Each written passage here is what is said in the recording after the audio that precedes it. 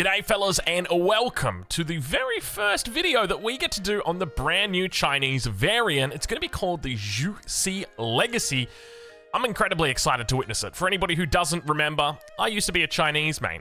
They're still very close to my heart. So when it was first revealed to me that I got to play a variant civilization of the Chinese, I was absolutely enthralled with it. So this video is going to be in two parts like all of these edited videos are. The first part's just going to be going over the information that the devs have given me together with these images that you see scrolling through the background, and then the second part is going to be about the individual specific images where we'll try and break down exactly what we see and we'll try and work out exactly what's going on. So let's get to it. So Zhuxi's Legacy is a technological powerhouse. The early bonuses in the Tang and Song dynasties, that's important to note, they do have the same dynasties, Tang, Song, as well as the Ming dynasty, as well as the Yuan dynasty, they're all there, help the civilization advance faster and build towards a bountiful economic foundation. With a strong industrial framework, they can field vast amounts of dynasty units early in the game. Combined with the Palace Guard being available in the feudal age, Zhuxi's Legacy can amass great armies of unique units with ease.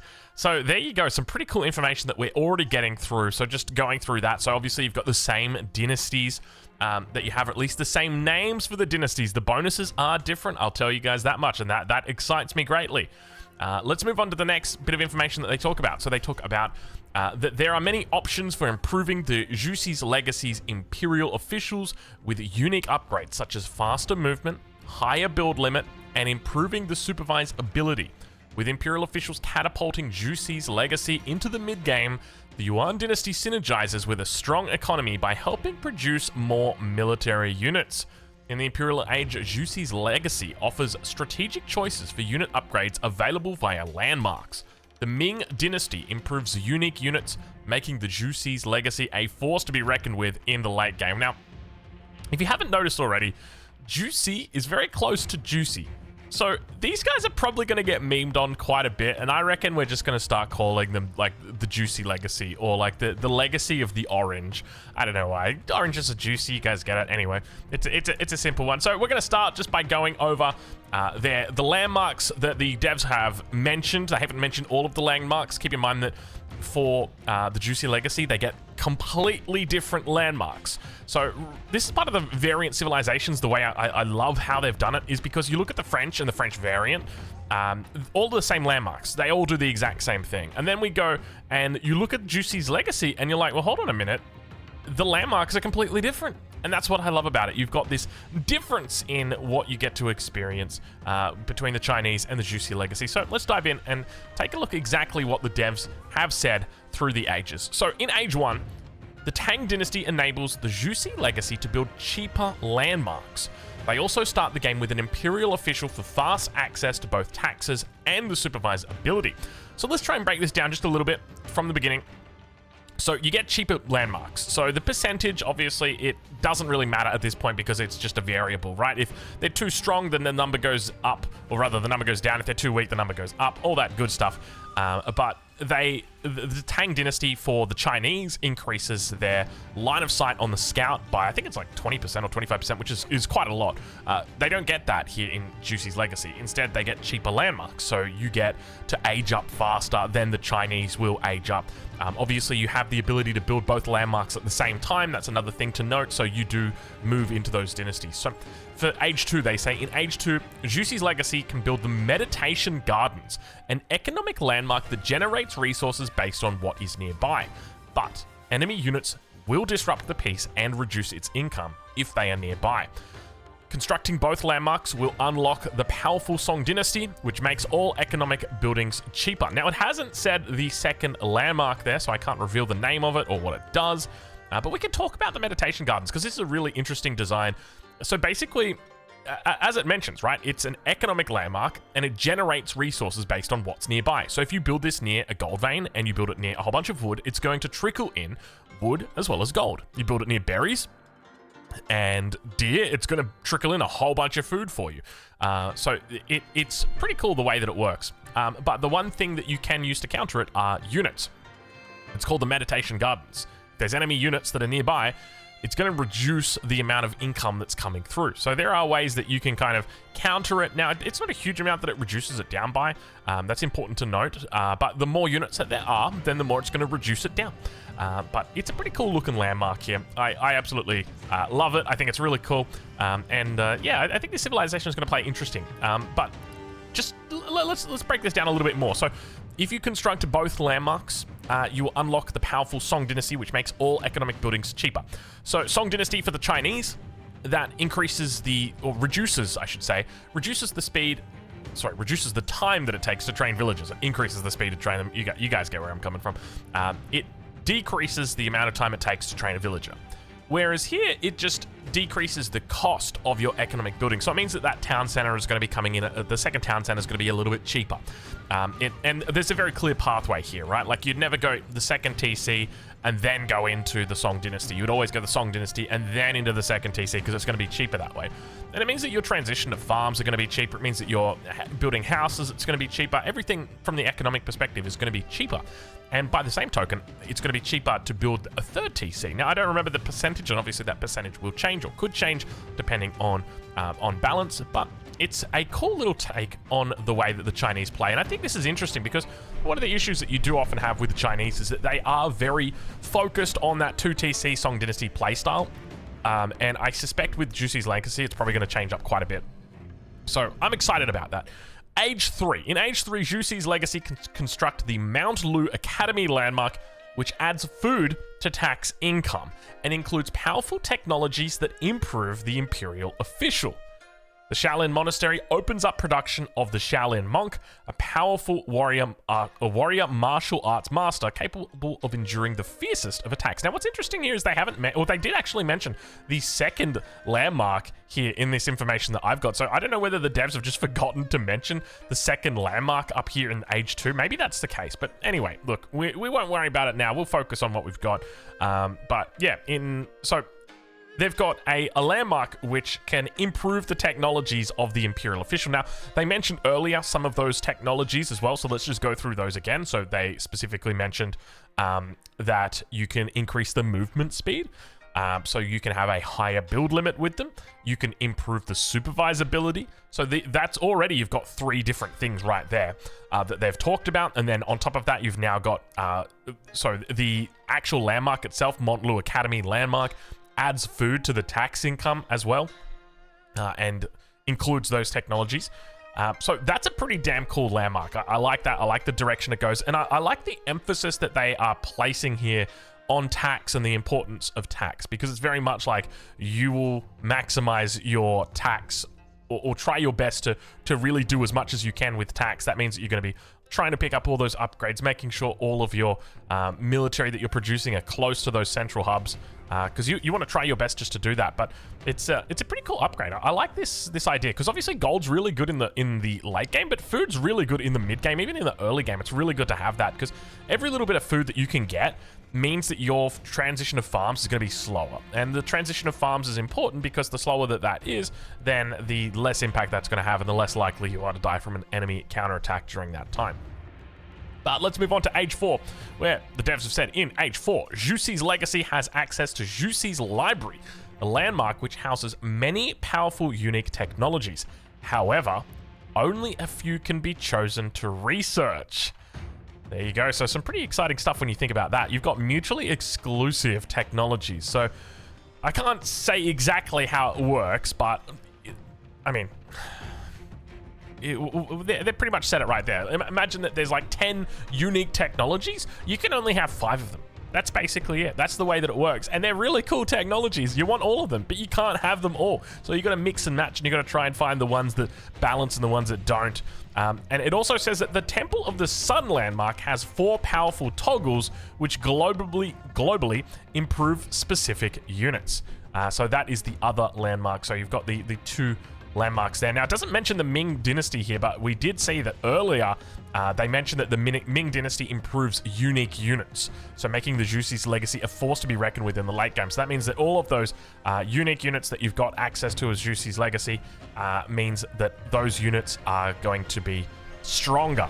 I think they also mentioned that with the Yuan Dynasty as well, so they said with Imperial officials catapulting Jussi's legacy into the mid-game, the Yuan dynasty synergizes with a strong economy by helping produce more military units. So I don't know exactly what they mean by producing more military units. Actually, I do remember the mechanic. I'll say that now. I do remember the mechanic. I don't think they've mentioned it here, so I'm not going to be able to mention it, but it's interesting. It's interesting. I feel like that's the word that I just used to describe everything that I can't talk about. It's like, you guys are going to love this. It's interesting. Anyway, that's Jussi's legacy through the ages. Let's talk a little bit about the units that you've got access to.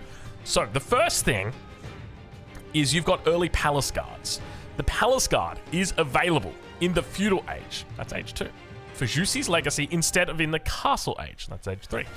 The fast infantry unit creates opportunities for early skirmishes. That's what it says. So, Palace Guard, feudal age. Obviously, when you hear that, you're like, that does not sound good.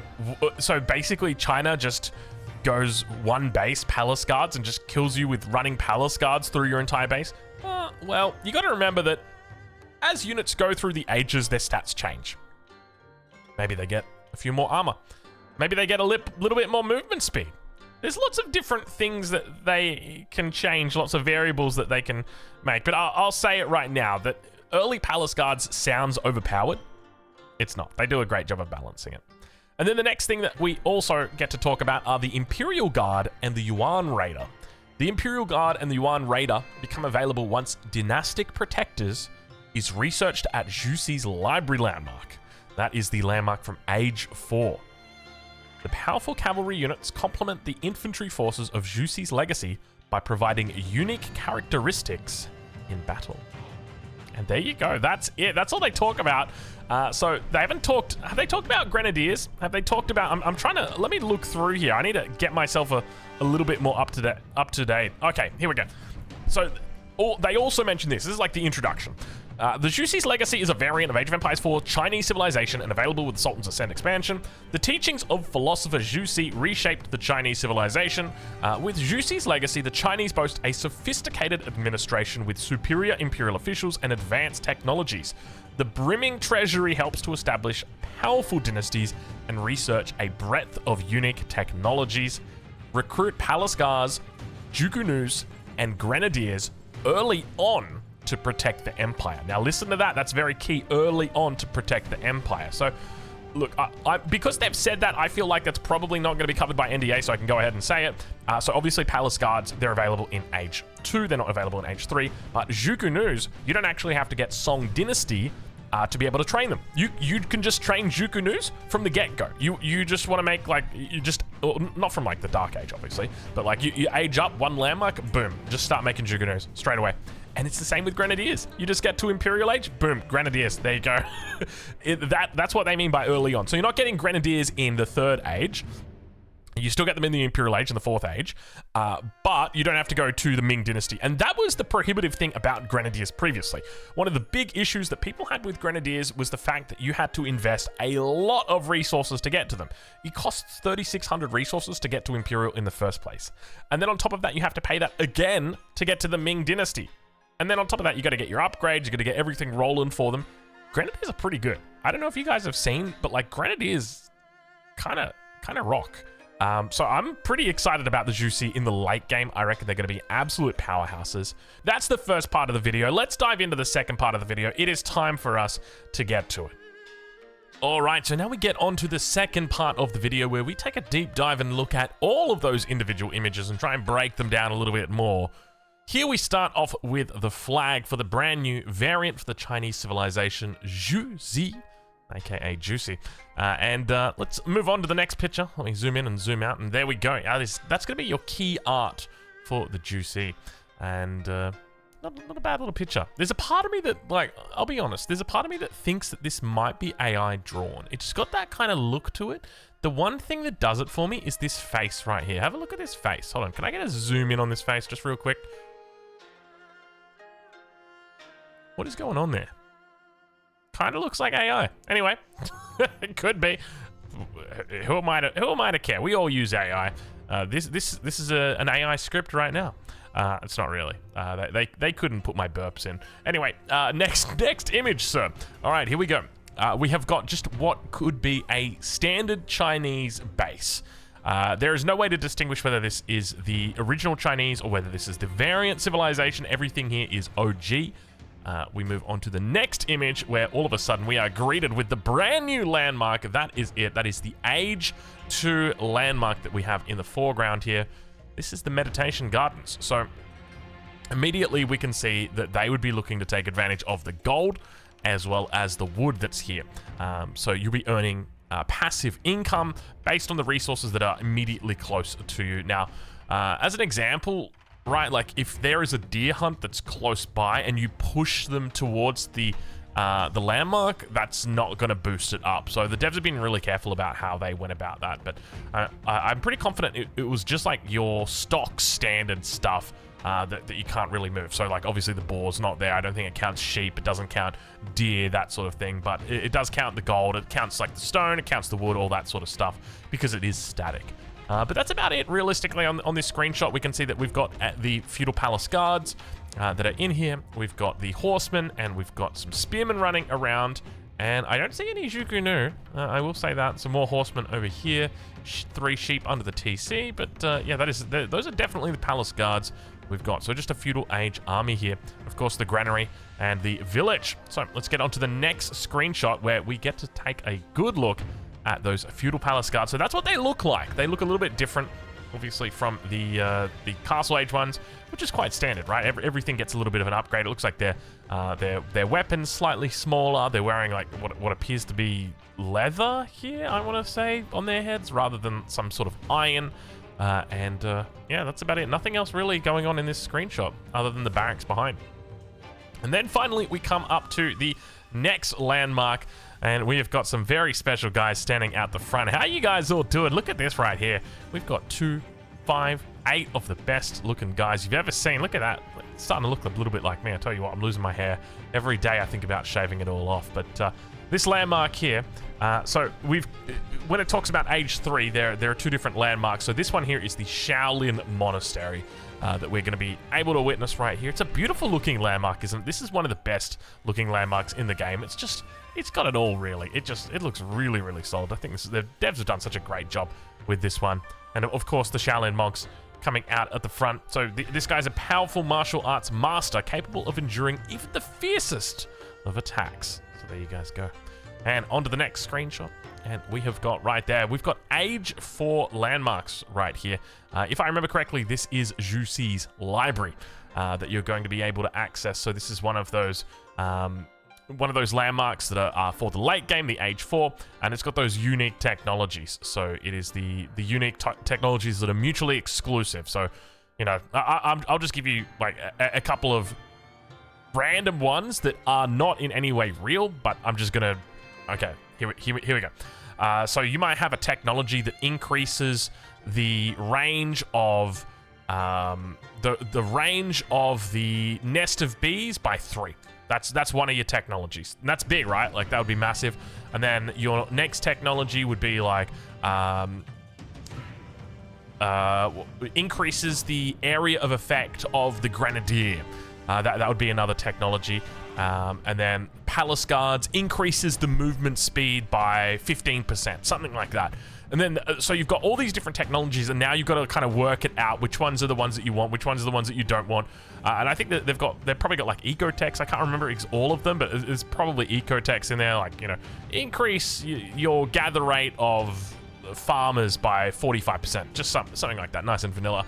But it's very nice. It's a great thing, and I suspect that you're probably not going to be always going to the same technologies. You'll be maybe drawing in a couple and comboing them together, and then like the next game you might switch it up. So anyway, we've got off in the distance plenty of buildings out here. It's very hard to distinguish exactly what you see. I think I can see what appear to be a couple of fire lancers here, a couple of spears. That's about it, really. And we're in the Imperial Age, of course. Everyone's upgraded to the elite status, and we move on now to the next screenshot. And this is going to be that unique cavalry that we got to talk about a little bit earlier. So this is the Imperial Guard and the Yuan Raider. I should probably pronounce that the Yuan. You really want to be quick with that.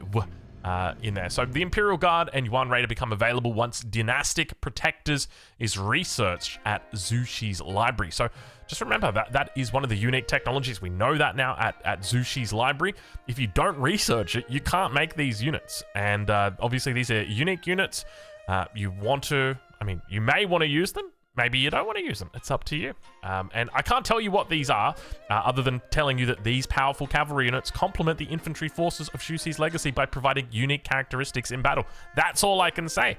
So who knows? Maybe this guy is tankier than the cataphract. Maybe this guy is speedier than the horseman. That could be the case. I've got absolutely no idea because I'm under NDA. I'm under NDA, and they do stand in front of a landmark, which I don't think we've gotten to speak about just yet, but in the next picture, we will also get to see it again right here. So this is a nice little screenshot. This is the classic, the Chinese variant base, Zushi's base. Got a monastery at the front, got our market, everything looking pretty stock standard. We do see the pagoda here over on the right side of the image, and of course we've got the villages, the monastery. At least I think that's the monastery. Actually, is that one the monastery? Because this looks like a monastery right here, but then I'm looking over here, I'm like, hold on, because no, this is the landmark right here. This is the monastery up there, and it can be a bit hard to tell sometimes because the roofs all look so similar. Then we've got a landmark, another landmark here, and we've got the wonder over towards the right side of the screen once again. And the town center. Nothing else really in here to report. The keep over on the west side, university, another TC, another village, siege workshop at the back, and that's pretty much it. Nothing else going on here. We don't get to see the Zhuge-Nu. They didn't show us the grenadier, but we do know that they get them. You can see the horsemen in the image as well. But there's a lot of cavalry for this civilization. I will say that much. There's a lot of cavalry for this. Oh, there's the Zhuge-Nu. There you were. You were hiding all this time. A single Zhuge-Nu standing. And you know what? If they made a Zhuge-Nu here, I reckon there's a grenadier somewhere as well. There's a villager down here. Where's that grenadier? Do you see the grenadier? Let me know. I don't see him. I don't see him. Was he in any of these images? Let me check. Let me check. Go back to the beginning. He's not here. He's definitely not in these images. These are early game images. He could be in here, but anyway, we know that they've got the grenadiers. We know that they get the grenadiers early, and by early it means that you don't have to go to the Ming Dynasty for them, so that is extra exciting. Anyway, we're gonna leave it there. If you've got any questions, leave them down below. I'll make sure I check it out. If you've got any comments, make sure you let me know. And of course, I'll catch you guys in the next one. Oh, and by the way, make sure you pre-order if you haven't already. I've had my hands on the game. I can confirm. 10 out of 10. You're gonna love it. You're gonna love this expansion. And yeah, we'll catch you guys in the next one. Thank you so much for watching.